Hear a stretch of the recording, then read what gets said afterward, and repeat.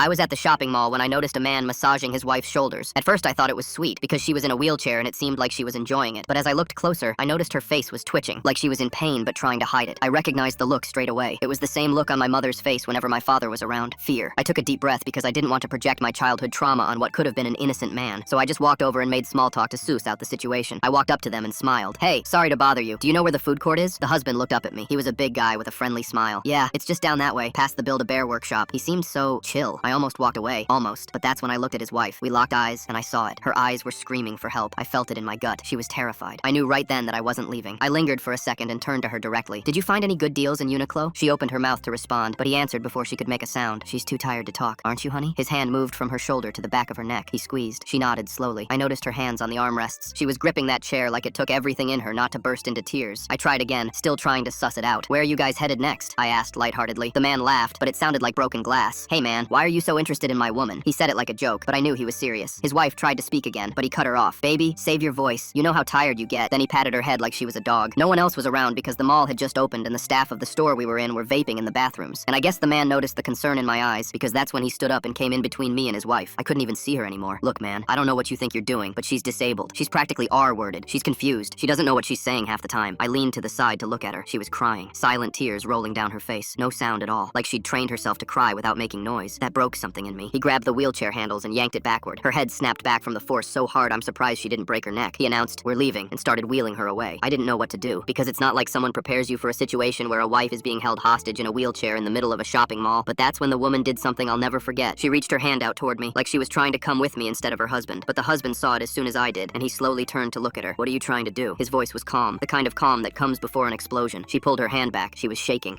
Nothing. I was just what?" He crouched down to her level and grabbed her chin, forcing her to look at him. "You want to go with this stranger? Is that it? After everything I've done for you?" I stepped forward. My voice came out harder than I expected. "Get your hands off her." He didn't even look at me. He was still locked on her face. "Tell him, baby. Tell him how much you love me. Tell him how lost you'd be without me." Her voice cracked. I love him. I'd be lost without him." She said it like she was a hostage reading a script, because that's exactly what she was. He nodded approvingly like a soldier in a German camp. He slowly turned to face me. "See? She's fine. She's always been fine. Now walk away before I call security and tell them you're harassing my disabled wife." I didn't move. I just stood there with my eyes locked on his. The fake charm disappeared and he spoke. "You're still here? What, you want to be a hero?" He stepped toward me, got right in my face. "You don't know anything about us. You don't know what she needs. I've taken care of her for years. Who are you?" That's when he snapped. He pulled his fist back and swung at my face, hard, but I saw it coming. I ducked to the side and his fist flew past my head. He flung backwards and his leg hit the wet floor sign behind him. Crack! He fell and his spine hit the floor. Ah! He couldn't get up. He was in pure agony. Finally, someone noticed what was going on and people started running over. Someone called 911. Then I heard a sound behind me. I turned around. The woman in the wheelchair was laughing. She looked at her husband convulsing on the ground, then pointed at her wheelchair. "Looks like you're gonna need one of these now."